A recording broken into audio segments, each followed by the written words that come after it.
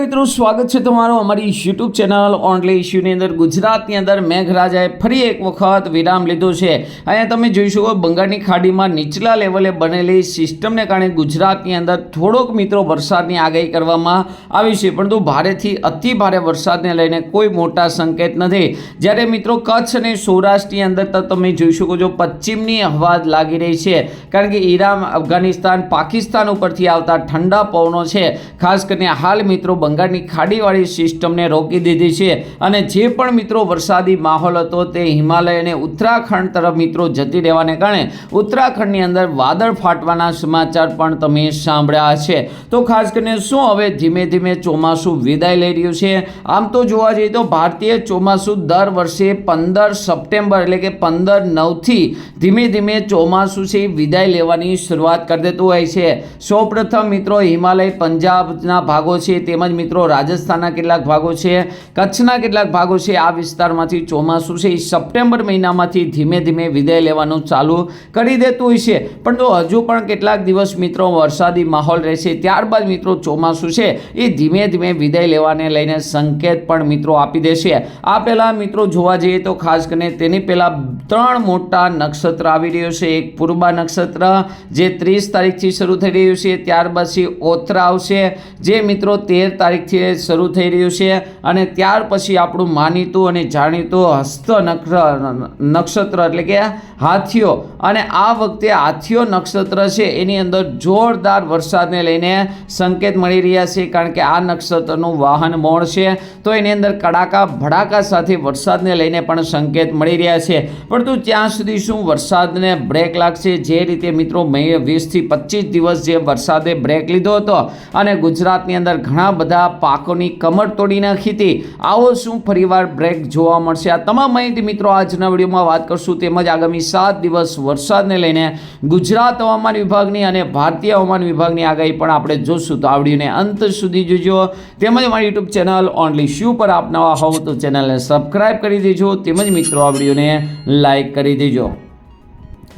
તો મિત્રો આપણે જે વાત કરી રહ્યા છીએ તે વરસાદી માહોલ, જે સિસ્ટમની વાત કરી રહ્યા છીએ, તો અહીંયા તમે જોશો બંગાળની ખાડીની અંદર એક હળવી અને નાની સિસ્ટમ બની રહી છે, અને તમે મિત્રો અહીંયા તમે જોઈ શકો છો કે ખાસ કરીને અફઘાનિસ્તાન, પાકિસ્તાન ઉપરથી કેટલાક છે એ મિત્રો પવનો પણ આવી રહ્યા છે, જેને લઈને એન્ટી સાયક્લોનિક સિસ્ટમ બની રહી છે, જે મિત્રો ખાસ કરીને બંગાળની ખાડીની અંદર કોઈ સિસ્ટમ બનતી હોય છે તો એને રોકતા હોય છે। ખૂબ જ ભારે, ખૂબ જ મોટી બંગાળની ખાડીની અંદર સિસ્ટમ બને, ખૂબ જ તાકાતવાળી બને, અને તો જ મિત્રો આ સિસ્ટમ હવે મિત્રો ગુજરાત તરફ આવશે, નહીતર માત્ર ને માત્ર ભેજ આવશે, વાદળો જોવા મળશે, અને ખાસ કરીને છૂટાછવાયા વિસ્તારમાં હળવો વરસાદ જોવા મળશે, જેવી રીતે માવઠાનો થતો હોય છે એવી રીતે એનાથી ભારે વરસાદ થવા માટે મિત્રો બંગાળની ખાડીની અંદર ખૂબ જ મોટી અને ખૂબ જ મોટી સિસ્ટમ બનવી જોઈએ, જે મિત્રો સમગ્ર વાતાવરણને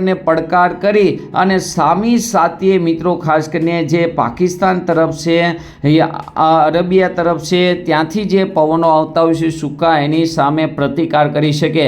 તો આગામી સમયની અંદર તમે જોવા જઈએ તો બંગાળની ખાડીની અંદર મિત્રો અહીંયા તમે જોઈ શકો છો કોઈ એવી મજબૂત સિસ્ટમ દેખાતી નથી, એટલે કે ગુજરાતની અંદર ભારેથી અતિ ભારે વરસાદ પડે તેવી શક્યતા હાલ મિત્રો અહીંયા છેલ્લે 10 તારીખ સુધીનો મેપ છે, તો 10 તારીખ સુધી ગુજરાતની અંદર કોઈ દેખાતી નથી, અને આપણે જેમ વાત કરી તેમ 15 તારીખથી ચોમાસું ધીમે ધીમે સત્તાવાર રીતે ભારતીય હવામાન વિભાગની ડેટ પ્રમાણે વિદાય લેવાની શરૂઆત કરી દેતું હોય, તો કોઈ પરિબળો એવા દેખાતા નથી જે આગામી સમયની અંદર ભારે વરસાદ મિત્રો લાવી શકે। એટલે કે હળવોથી મધ્યમ વરસાદ છે જે ગુજરાતમાં છેલ્લા 10 દિવસથી પડી રહ્યો હતો, અને છેલ્લા 2 દિવસ છે એમાં પણ ઘટ આવી છે, પરંતુ બંગાળની ખાડીની અંદર એક સિસ્ટમ બની છે જે આપણે શરૂઆતમાં જોઈ, જોકે એ મિત્રો ખૂબ જ હળવી છે, પરંતુ તેની હિસાબે ગુજરાતના જે ખાસ કરીને ઉત્તર ગુજરાત, મધ્ય ગુજરાત, સૌરાષ્ટ્રના કેટલાક ભાગોના છે આ વિસ્તારોની અંદર સારામાં સારો વરસાદ પડશે, ખેતીની અંદર પાણ થઈ જાય તેવો વરસાદ છે જોવા મળશે। આ વરસાદ ક્યારથી જોવા મળશે? તો અહીં તમે જોઈશો જે સિસ્ટમ હતી તે 30 તારીખની આસપાસ રાજસ્થાન અને ગુજરાત સુધી પહોંચી આવે છે, પરંતુ એટલી બધી મજબૂત નથી, જેને લઈને તે છૂટાછવાયા વિસ્તારમાં છે વિખાઈ જાય છે। તો જેને લઈને છૂટાછવાયા વિસ્તારોની અંદર વરસાદ જોવા મળશે અને તમે જોઈ શકો જે મિત્રો 31 અને 1 તારીખની આસપાસ ગુજરાતની અંદર સારામાં સારો વરસાદ છે લાવશે, જે 3 તારીખથી લઈને 4 તારીખ સુધી પણ તમે જોઈ શકો છો, 5 તારીખ સુધી પણ જોઈ શકો છો, 6 તારીખ અને 7 તારીખે પણ આ સિસ્ટમની અસર જોવા મળી રહી છે, 8 તારીખે ભારે વરસાદ, 19 તારીખે પણ તમે જોઈ શકો છો અને 10 તારીખ સુધીનો મેપ છે. તો આ સિસ્ટમને કારણે હળવોથી લઈને મધ્યમ વરસાદ છે ગુજરાતની અંદર જોવા મળશે.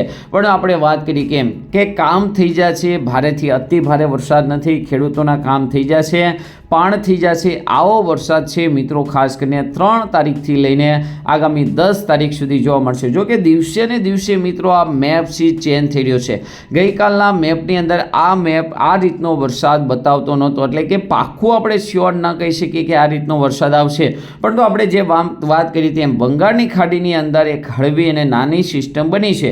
તો આ સિસ્ટમ ધીમે ધીમે આગળ વધી અને ગુજરાત તરફ આવશે, પણ તો એટલી બધી મજબૂત નથી, છતાં પણ અરબી સમુદ્રમાંથી ભેજવાળા પવનો આ સિસ્ટમને મળે તો આ સિસ્ટમ વધારે મજબૂત થઈ અને ગુજરાતમાં સારો વરસાદ લાવી શકે છે. એટલે કે હજુ પણ મિત્રો સારો વરસાદ છે ગુજરાતની અંદર જોવા મળશે. હવે જોઈએ આગામી 7 દિવસ ગુજરાત હવામાન વિભાગની જોરદાર આગાહી. તમે જોઈ શકો છો ગઈકાલે મિત્રો કાંઈ ખાસ કરીને ગુજરાતની અંદર વરસાદ પડ્યો નહીં, સૌરાષ્ટ્રની અંદર, દક્ષિણ ગુજરાતમાં એકલ દોકલ વિસ્તારોની અંદર થોડો ઘણો વરસાદ છે એ ગુજરાતની અંદર જોવા મળ્યો, પણ તો ખાસ કરીને વરસાદ જોવા મળ્યો નથી. અહીંયા તમે જોઈ શકો છો 28 તારીખનો મેપ, ગુજરાતની અંદર યલો એલર્ટ છે, મહારાષ્ટ્રમાં પણ યલો એલર્ટ છે, તો થોડીક વરસાદની શક્યતા અહીં દેખાઈ રહી છે. 29 તારીખે જોઈ શકો છો થોડીક વરસાદની શક્યતા દેખાઈ રહી છે. 30 તારીખે એટલે કે જે રીતે દિવસ દરમિયાન 40-50 તાલુકામાં વરસાદ પડે છે આવો વરસાદ છે ચાલુ રહેશે. 31 તારીખ, 1 તારીખે એમાં પણ ઘટ આવશે અને 2 તારીખે તમે જોઈ શકો છો એની અંદર પણ થોડી ઘણી ઘટ આવી શકે છે. પરંતુ આપણે 4, 5, 6, 7 તારીખથી ખૂબ જ સારો વરસાદની શક્યતા અત્યારે દેખાઈ રહી છે. આ સિવાય તમે જોઈ શકો 28 તારીખે ઉત્તર મધ્ય દક્ષિણ ગુજરાતના તમામ વિસ્તારમાં હળવોથી મધ્યમ વરસાદ જોવા મળશે, જ્યારે કચ્છ અને સૌરાષ્ટ્રની અંદર મીડિયમ વરસાદ. આ સિવાય 29 તારીખે પણ ખૂબ જ ભારે વરસાદ જોવા મળી રહ્યો છે. કચ્છ અને સૌરાષ્ટ્રની અંદર પણ છૂટાછવાયા વિસ્તારમાં વરસાદ જોવા મળશે. 30 તારીખે પણ શક્યતા છે. 31 તારીખે પણ તમે જોઈ શકો છો ઉત્તર મધ્ય દક્ષિણ ગુજરાતમાં સારો વરસાદની શક્યતા છે, જ્યારે કચ્છ અને સૌરાષ્ટ્રમાં એકદમ હળવો વરસાદ. અને 1 તારીખે પણ સેમ પોઝિશન. 2 તારીખનો મેપ જોઈ શકો છો તો ઉત્તર ગુજરાતની અંદર, મધ્ય ગુજરાત, દક્ષિણ ગુજરાતમાં વરસાદની શક્યતા છે, પણ કચ્છ અને સૌરાષ્ટ્રની અંદર એકદમ શક્યતા ઘટી જાય છે. એલર્ટની વાત કરીએ તો અહીં તમે જોઈ શકો છો 27 તારીખે દક્ષિણ ગુજરાતમાં, 28 તારીખે અહીંયા મધ્ય ગુજરાતના દાહોદ, મહીસાગર, પંચમહાલ, વડોદરા, છોટાઉદેપુર, ભરૂચ, નર્મદા, સુરત, તાપી, ડાંગ, નવસારી, વલસાડની અંદર થોડીક વરસાદની શક્યતા કરવામાં આવી છે, પરંતુ 29 તારીખથી એમાં પણ ઘટાડો આવે છે. એટલે કે ભારે વરસાદની શક્યતા છે એ ખૂબ જ ઓછા વિસ્તારમાં છે, જેને લઈને 2 ઇંચ કરતાં પણ ઓછો વરસાદ છે એ આ વિસ્તારમાં જોવા મળે. યલો એલર્ટ એટલે કે એ વિસ્તારમાં 2 ઇંચથી લઈને 5 ઇંચ સુધીનો વરસાદ. તો તમે જોઈ શકો છો ગુજરાતના મોટા ભાગના વિસ્તારમાં સામાન્ય વરસાદ છે. 1 તારીખથી થોડીક અસર દેખાઈ રહી છે, તો તેને લઈને મિત્રો ખાસ કરીને ઉત્તર ગુજરાત અને દક્ષિણ ગુજરાતમાં સારો વરસાદ જોવા મળે. બાકી ક્યાંય પણ મિત્રો સારામાં સારા ભારે વરસાદને લઈને કોઈ મોટી આગાહી જોવા મળતી નથી. તો આજના વિડીયોમાં આટલું જ. અસ્તુ. જય હિન્દ, જય ભારત.